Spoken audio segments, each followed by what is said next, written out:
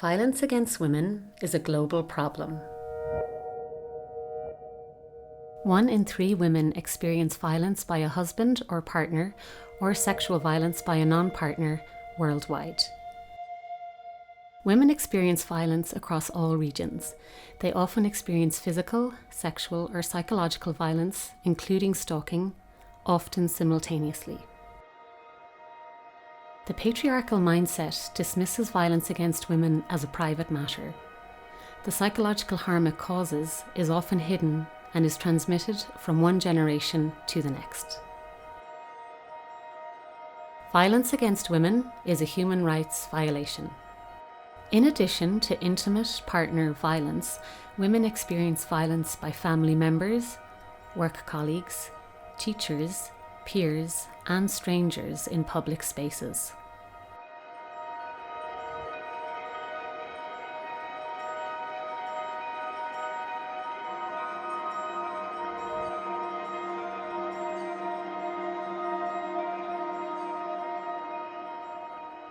Whatever about physical abuse, I think emotional, verbal abuse, people don't really know. Is it real?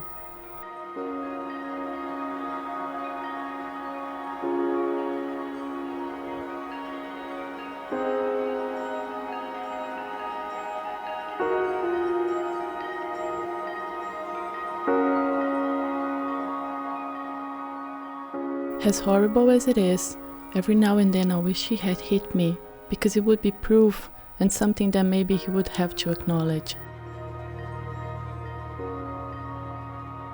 Violence against women has numerous adverse health impacts. Women experiencing violence are at a higher risk of miscarriage or stillbirth and more pain. They are also more vulnerable psychologically. You don't even see it.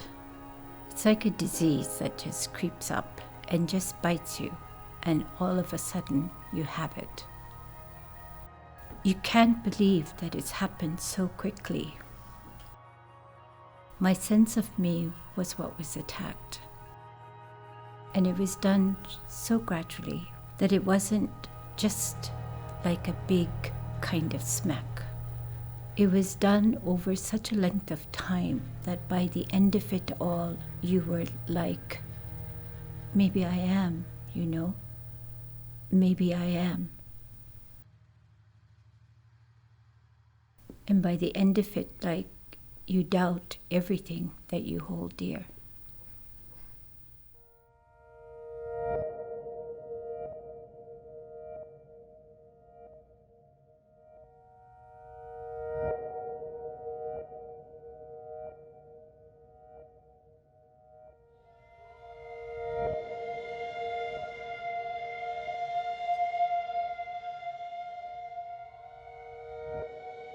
Violence against women leads to significant costs on households, businesses, and the economy.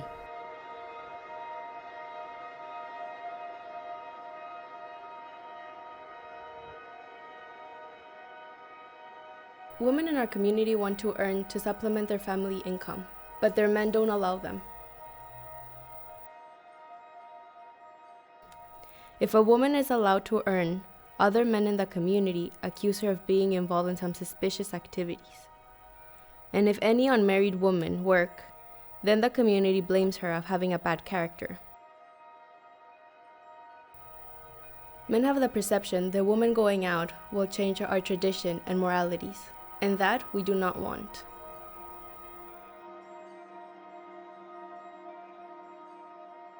I'd been really looking for a job.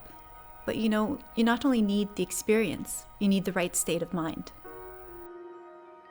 So I'd obviously been keeping loads of job announcements, and he was telling me that I'm not good enough, I'm useless, I can't do anything, and I'm very bad and no one would be happy with me. That was quite a distressing moment in my life. I couldn't find a job for a long time. Women's economic opportunities are inextricably linked to the consequences of violence, particularly violence within the home. Women experiencing domestic violence are more likely to have a chronic physical or psychological health condition, such as depression. These health impacts diminish women's economic opportunities and capabilities. Violence creates a vicious cycle. By negatively affecting women's labour force participation and education or skill development, it impedes women's economic empowerment and status in society, which in turn exacerbates violence.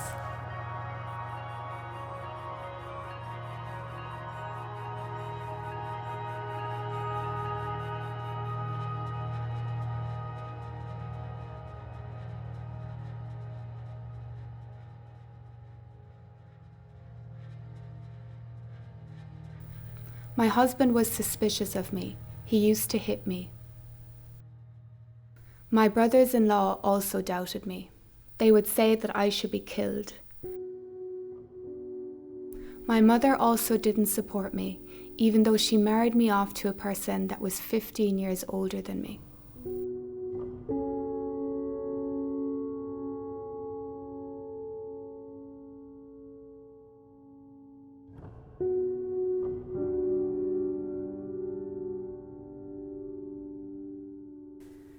Studies show that children growing up in violent households are at a greater risk of suffering from cognitive difficulties, lower educational performance, and increased juvenile delinquency. Another important dimension that is unrecognised is the impact of trauma on the unpaid care work that women do, and its impact on children. The children become violators themselves. The boys learn and assume that it is normal to abuse their partners.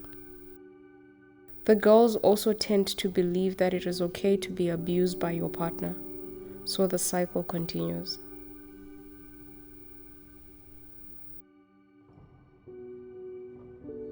My children and I remain upset because of my husband's aggressive attitude.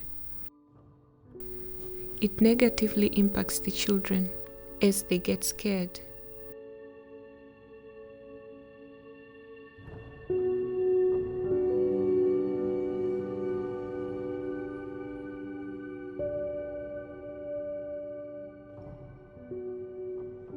We all live in an environment of fear.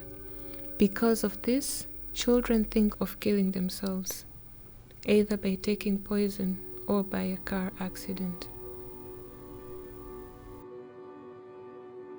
The cumulative impact of violence over time impedes skill formation, which can constrain the human capital potential and empowerment of women.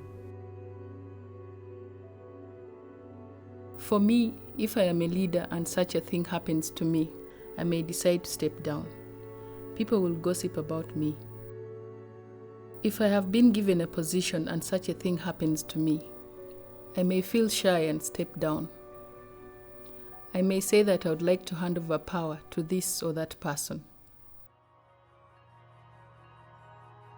The invisible harm of violence against women has a long-lasting impact that goes beyond the individual. And the longer the issue of violence against women is dismissed as an individual family matter, the larger the invisible harm for society will be.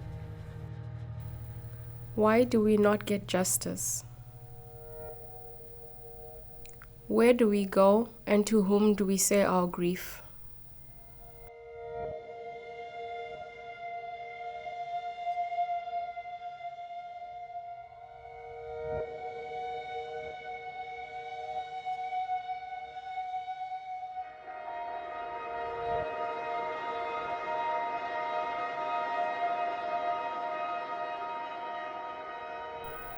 There is need to change the perception and mindset of people. This research is helping to give visibility to an often invisible problem. The UK Department for International Development has invested in a global programme to identify solutions to prevent violence against women. Safe Ireland has launched campaigns such as the Man Up campaign to shift norms and attitudes. More still needs to be done by governments, businesses and communities to accelerate efforts to eliminate violence against women.